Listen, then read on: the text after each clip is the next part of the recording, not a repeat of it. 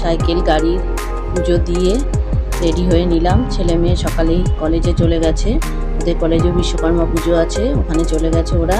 আর আমিও রেডি হয়ে চলে যাচ্ছি। আমি যেখানে যোগা শেখাই সেখানে আজ বিশ্বকর্মা পুজো, সেই ম্যামের বাড়িতে আজ নিমন্ত্রণ। ওখান থেকে ঘুরে টুরে তারপর এই বিকেলবেলা চলে আসলাম বাজারে ছেলের জন্যে লেন্স কাটে গেছিলাম 2-3 দিন আগে চশমার অর্ডার দিতে। আজকে সেই চশমার ডেলিভারি ডেট, ওখান থেকে ফোন করেছিল, সেটাই আনতে যাচ্ছি আমি আর মেয়ে।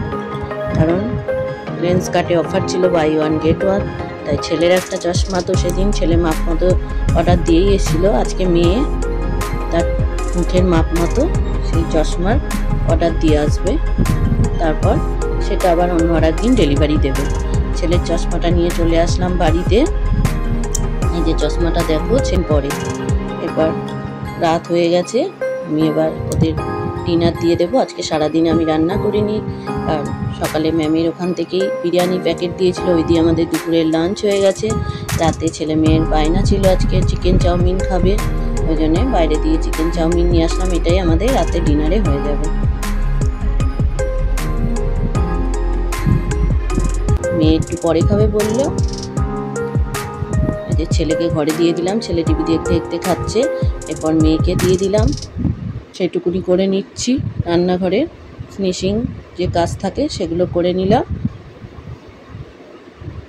করে নিয়ে এবার জল খেয়ে নেব। খেয়ে আজকের মতো আমার রান্নাঘর থেকে ছুটি, আবার কালকে থেকে শুরু হবে রান্নাঘরের কাজ। আমিও একটু জল খেয়ে নিলাম, খেয়ে এবার কিছুক্ষণ টিভি দেখব। টিভি দেখে আধা ঘন্টা মতো টিভি দেখব, টিভি দেখে তারপর শুয়ে পড়ব।